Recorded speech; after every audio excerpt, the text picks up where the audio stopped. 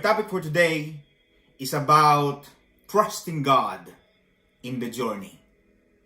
Ang pagtitiwala sa Diyos habang naglalakbay. You see, most of the time, it is easy to trust the Lord when we begin to pray. When we have something that we wanted the Lord to answer our prayer, it is easy to believe. There is a faith, there is an excitement that God will answer our prayers. At most of the time, when we succeed, kapag tayo ay gumaling sa ating mga karamdaman, kapag ang isang tao ay nagkaroon ng answered prayer, nagkaroon ng trabaho, nagkaroon ng magandang break sa buhay, it is easy to go and testify and tell the world how good God is. But I believe most people fail because they don't trust the Lord. They don't have faith. They lose the passion at the time of the journey. Our devotion for today can be found in the book of Genesis, chapter 39, verse 19 to 23. In the book of Genesis, this was the life of Joseph. And I will read.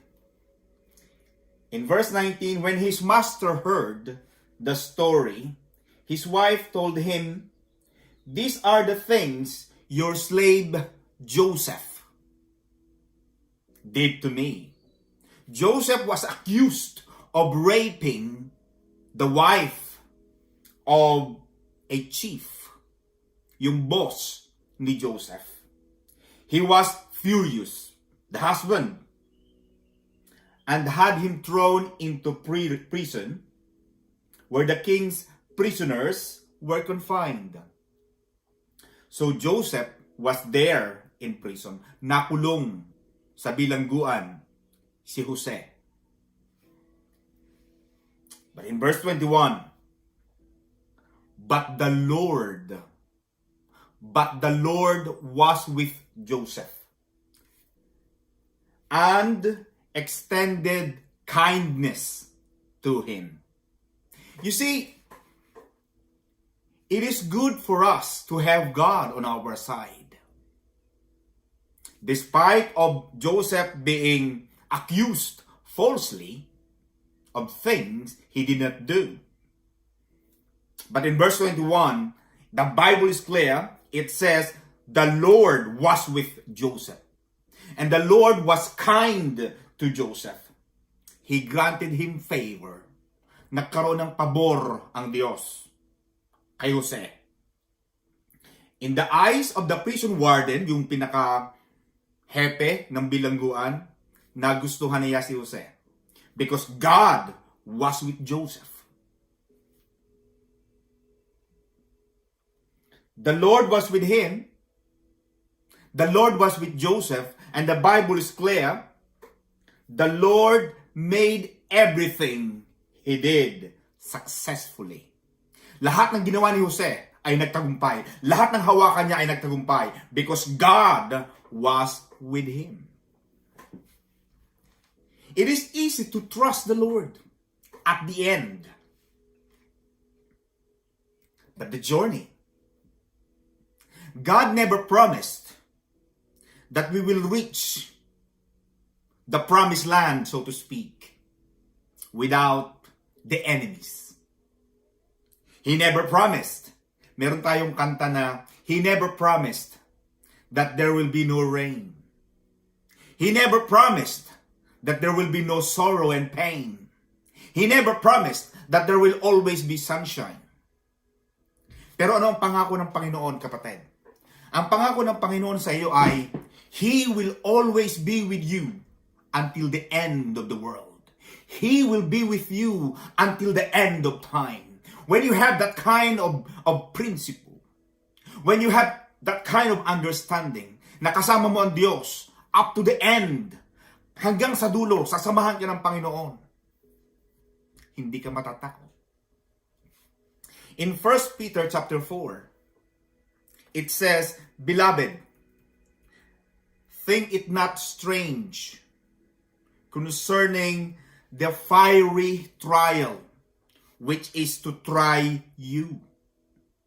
Sinasabi ni San Pedro sa kanyang aklat na isinulat, na huwag maging parang surprise ang mga pagsubok na dumarating sa atin. Huwag. In fact, in the book of John, Jesus said, He said, expect a trouble. Sinabi ng Panginoon yan, do not be surprised to have some troubles, experience some problems, anxieties in life. But be courageful. Be full of courage. I have overcome the world. Joseph, in the book, in Genesis, he was made a promise. He was given a promise that his brothers will bow down to him. And he was given a promise that one day he will rule a kingdom. But God did not say that he will be sold as a slave. Hindi sinabi ng Panginoon na bago mo maabot ang tagwatag ng tagumpay, ito ang mga mararanasan mo sa buhay. That is the topic that I would like to talk about. Will you still trust the Lord in the middle? That while you are suffering, while you are during the journey, will you still trust the Lord that the end of all this, all things will work together for good? Na ang lahat ng bagay ay gagawa, magkakalakip, magkakasama-sama para sa kabutihan mo. Will you still be there? That is difficult. For Joseph to be betrayed, sold by his own family, is hard to think. Falsely accused, put into prison. But the Lord, what was with Joseph? At the end of his life, he was telling his brothers, he was telling his brothers that you who did evil against him. Noong matapos ng lahat ng bagay, kinausap niya ang kanyang mga kapatid. Nagkaharap-harap na sila. Ano ang sabi ni Jose sa kanyang mga kuya? You try to harm me. You try to do evil against me. But God made it, turn out for the best. But God did it. God made it in my favor. You try to do something evil against me. Pero binaliktad ng Diyos ang mga pangyayari. Yung masamang ipilano nyo, yung mga masamang pakay ninyo sa aking buhay, binago ng Diyos ang aking buhay. At ngayon, narito ako. I am the prime minister, the next in line, the next in command after the Pharaoh in the land of Egypt, which is the most powerful country, nation in his time. Joseph became the right hand of the king. He became the prime minister of Egypt. Always believe that during the journey, mahihirapan tayo. Bago mamaabot ang tagumpay, there will always be troubles. There will always be difficulties. There will always be oppositions. When God spoke to Mary, when the angel came, appeared to Mary, hello, Mary! You're highly favored. Binigyan ka ng pabor. Nakatagpo ka ng pabor sa paningin ng Diyos. You are going to be pregnant and you are going to be the mother of Christ. It was a big news to Mary. To become the mother, to become the chosen one among all the women on the world, in the world. She was chosen by God. She was highly favored. But God did not tell Mary that she has to take the risk of dying, being stoned to death Because on his time, during her time, for a woman to be found pregnant without the sanctity of being married, the woman must be put to death through stoning. She has to take that risk. God did not tell Mary that she is going to give birth in a manger, kasama ng mga hayop, mababahong hayop. How could I be the mother of Christ? How could I be the mother of God Himself? Kung ganito pala ang aking mararanasan. But Mary has said to the angel, "Be it unto me according to your word." It means that I trust the Lord. I am the Lord's servant. At gawing lahat sa akin, mangyari ang lahat nawa ng ayon sa iyong mga sinabi. She was ready. She was trusting the Lord, that the Lord will be with her through thick and thin.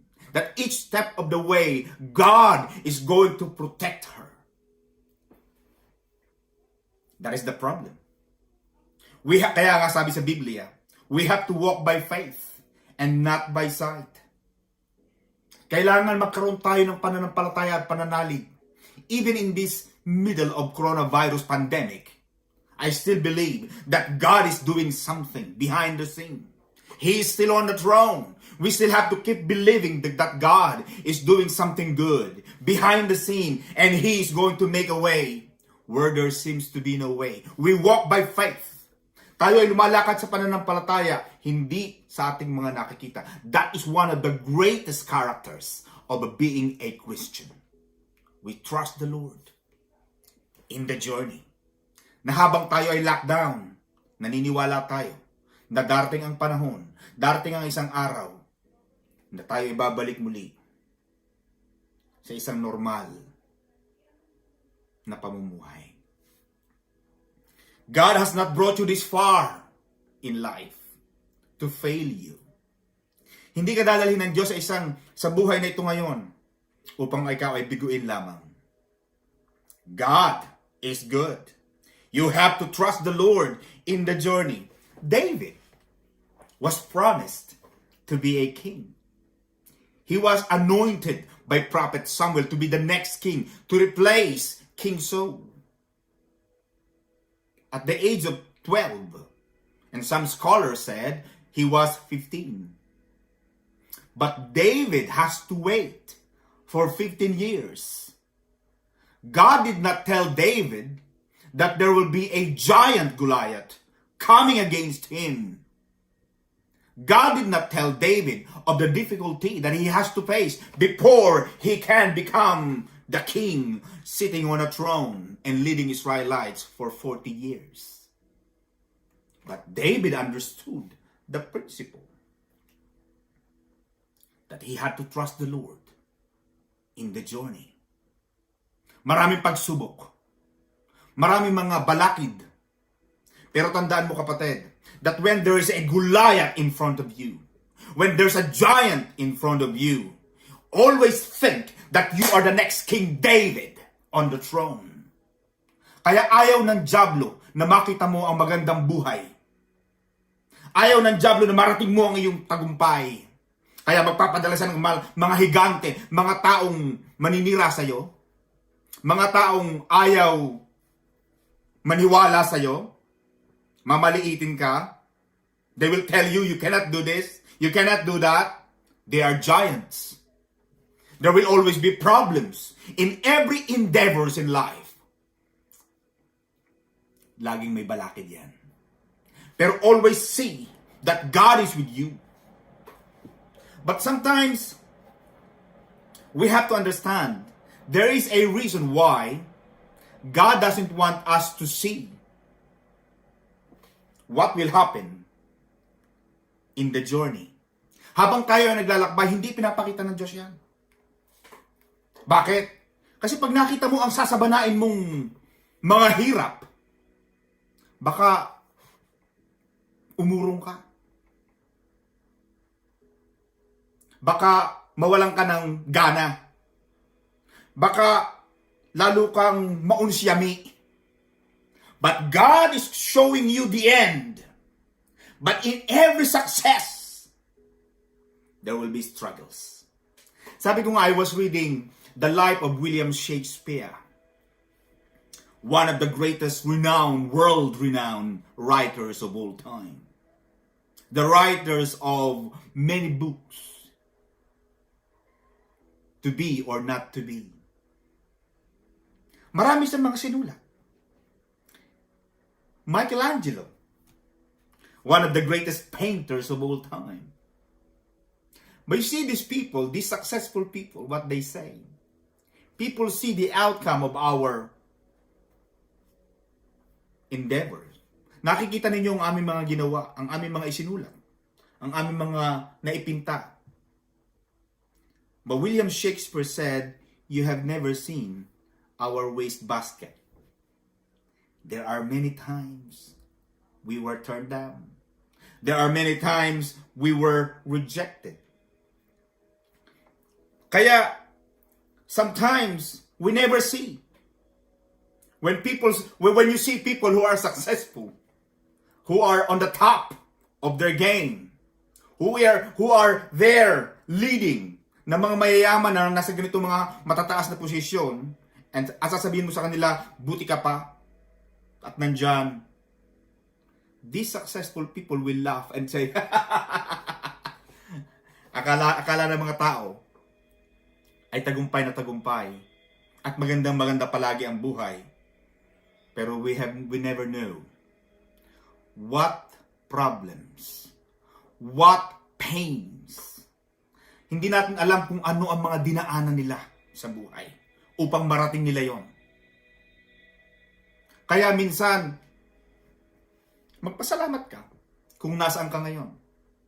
Dahil yung mga taong akala mong nasa matataas na lugar, ang dami niyang problema sa buhay. It's easy to stay in our comfort zone. The problem, kapag nakita mo ang mga hirap doon sa paglalakbay, baka matakot ka eh. But you will never become who God has created you to be if you will never try. If Mary did not take the risk, we would never have Jesus Christ, who came to the world and saved us from the death of hell. If David did not risk of slaying Goliath, he would not have become the king. Sometimes you have to step out of your comfort zone. You have to step out of the boat, just like Peter. He has to make that decision.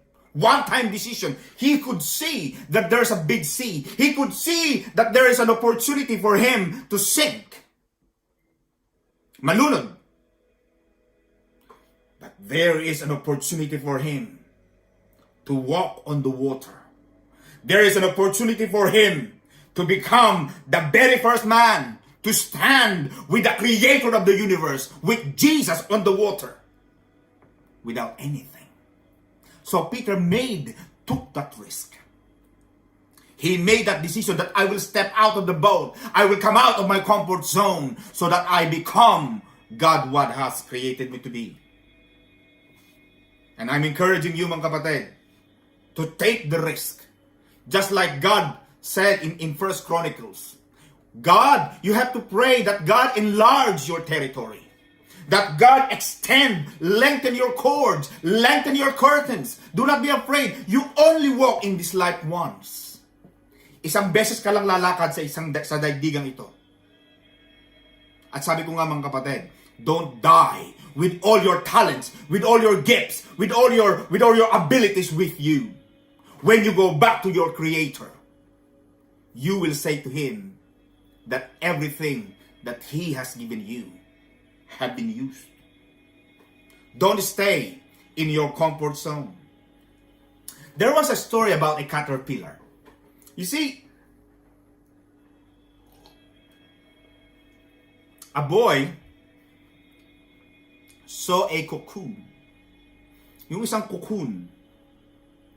At nakikita niya na yung uod was trying to come out of the cocoon. The boy, who felt sorry for the cocoon, took the cocoon to the kitchen. His father saw him, nakita siya ng kanyang tatay, at ang sabi niya, anak, anong gagawin mo dyan? Daddy, look, the cocoon is trying to come out now. The butterfly is trying to come out. I have to get a knife, and I have to help him. Kailangan tulungan ko itong cocoon na ito para makalabas siya. You see, the boy took a knife. He tried to open the cocoon so that the little uod, the little caterpillar, can come out easily. When the caterpillar came out, it was trying to spread its wings, but the caterpillar cannot do. The father said to the boy, you help the caterpillar. But look, because the liquid that should have secreted during the process of coming out of the cocoon did not come out because you tried to help him. You tried to help the caterpillar, and now the caterpillar is paralyzed. The caterpillar is disabled because you helped. Because during the process, during the journey, you help the caterpillar. The caterpillar must be left on its own. So that while she was struggling, she was trying to open the cocoon as little as itself. The liquid that will strengthen its wings so it can fly from flowers to flower can come out.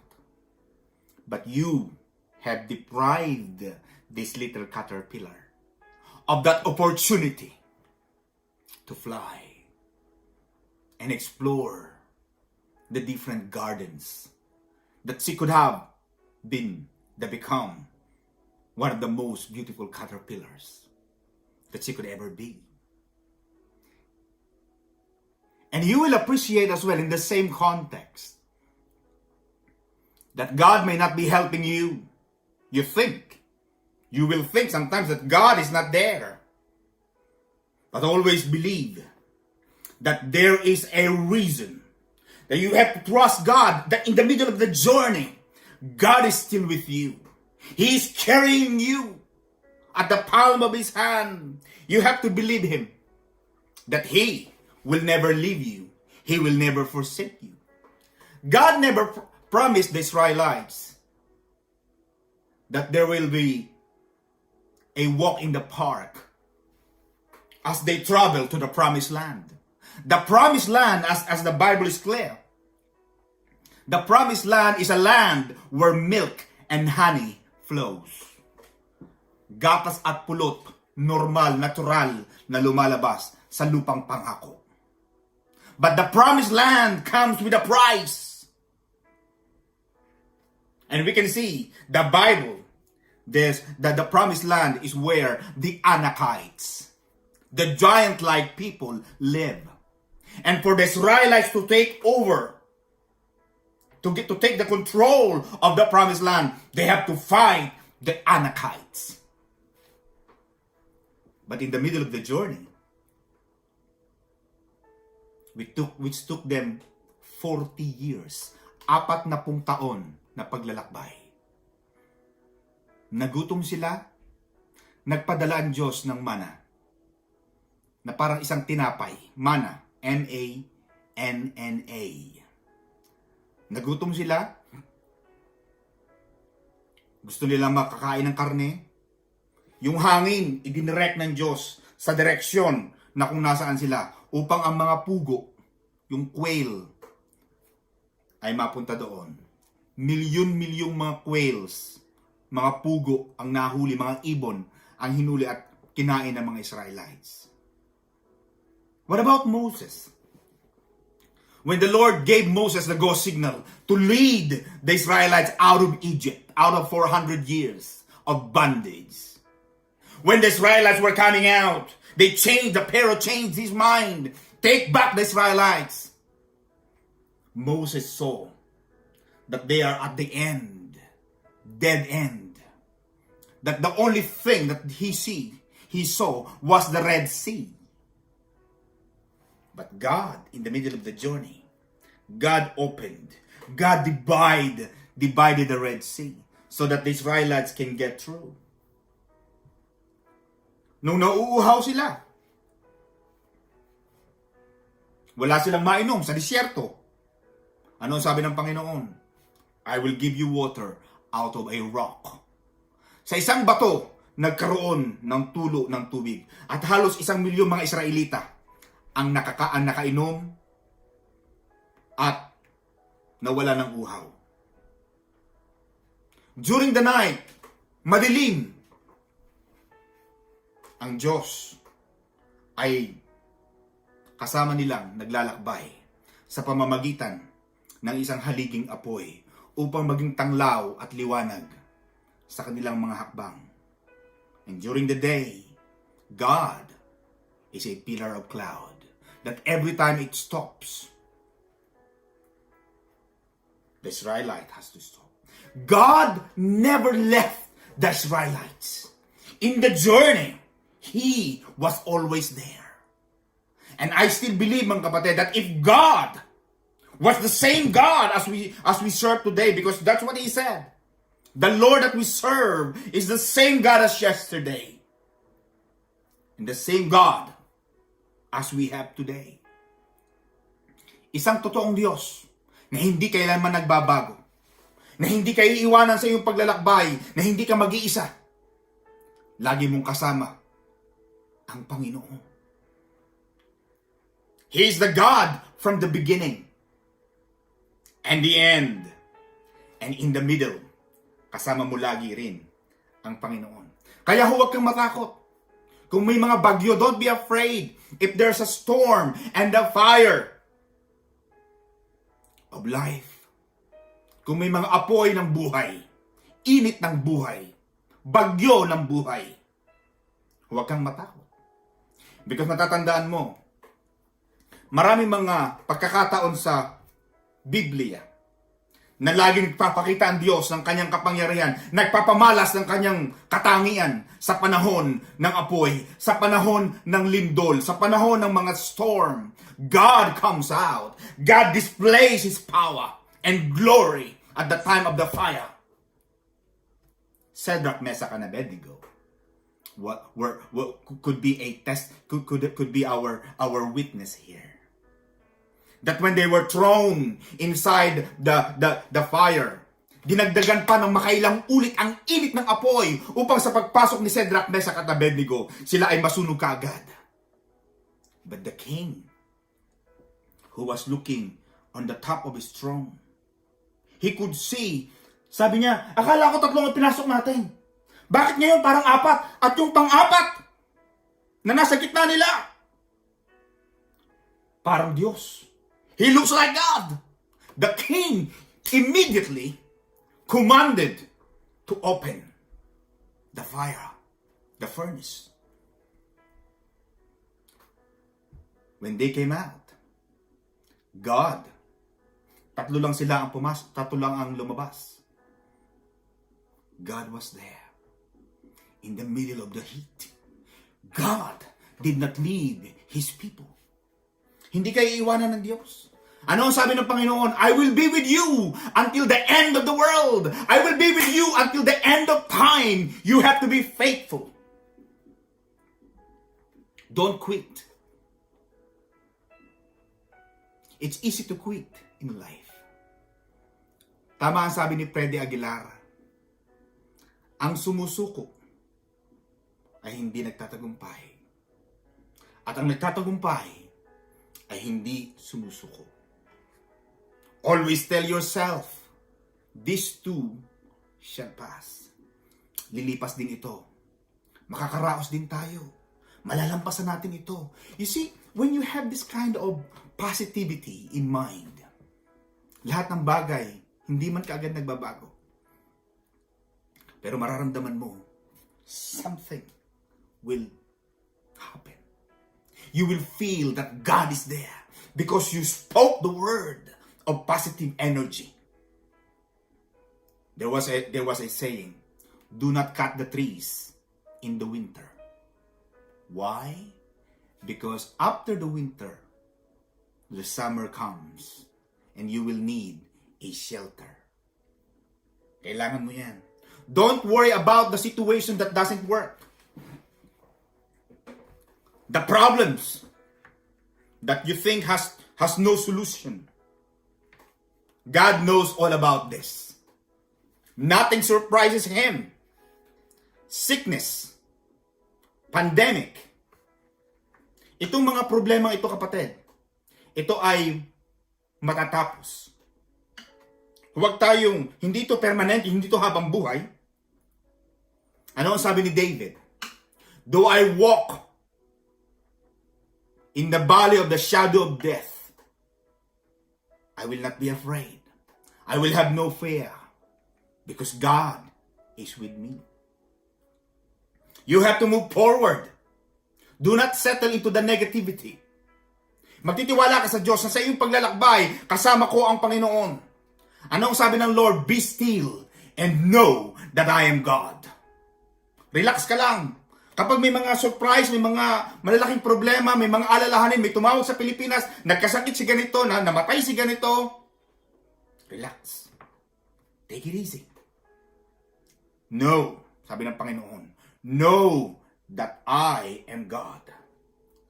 Job kept believing. He was the richest man in all the land, in the east, in his time. In a flick of a finger. Life has taken away everything he had. Nagkaroon siya ng sakit. Nagkaroon siya ng problema. Nagkaroon siya ng pigsa all over his body. He lost all his children. He lost all his possessions. He lost all his luxuries. In fact, his wife, Job's wife, was telling Job to curse God. Forget about God and leave Him because look, you're dying now anyway. You have to curse Him. Sumpain mo na ang Diyos. But Job said no. Even God slay me, yet I will trust Him. I want you to have that kind of mentality. Belief. To trust the Lord in the journey. Ano sabi? In the book of Genesis, God created us in the image and likeness of God. God has built in upon you the power to succeed, the power to achieve and be great. You have to be great. You have to step into your greatness. You are born to win. You are born to succeed. You have that kind of built-in power to be different.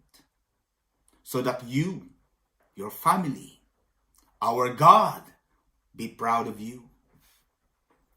Abraham was promised a child, and he would become the father of many nations. But God did not tell Abraham that one day you have to bring your only son, Isaac, to the Mount Moriah and offer him. But I was happy. While Abraham started to walk and was preparing to go up to the Mount Moriah, God said to His people, we will come back. God was telling Abraham to bring his son. Dalawa lang silang maglalakbay, aahunin ng bundok. But Abraham had a faith. Meron siyang pananampalataya, pananalig at paniniwala sa Diyos. Ano sabi niya? Me and my son will come back. But Abraham was ready. That in the middle of the journey, he was still trusting the Lord. Jesus did not say that we will not have no troubles. In fact, in the book of John, Jesus said, in this world, you will have many troubles. But again, I will repeat what Jesus said But take heed. Listen. I have overcome the world. Napagtagumpayan ko na ang daigdig. Lahat ng mararanasan nyo yan. Pero huwag kang mag-alala, kasama ninyo ako. You are more than a conqueror. You will conquer this. You will get through this. No weapon formed against you shall prosper. Walang mga armas na ginawa laban sa iyo ang magtatagumpay. If God is for you, who can be against you? Kung kasama mo ang Diyos, sino ang lalaban sa iyo?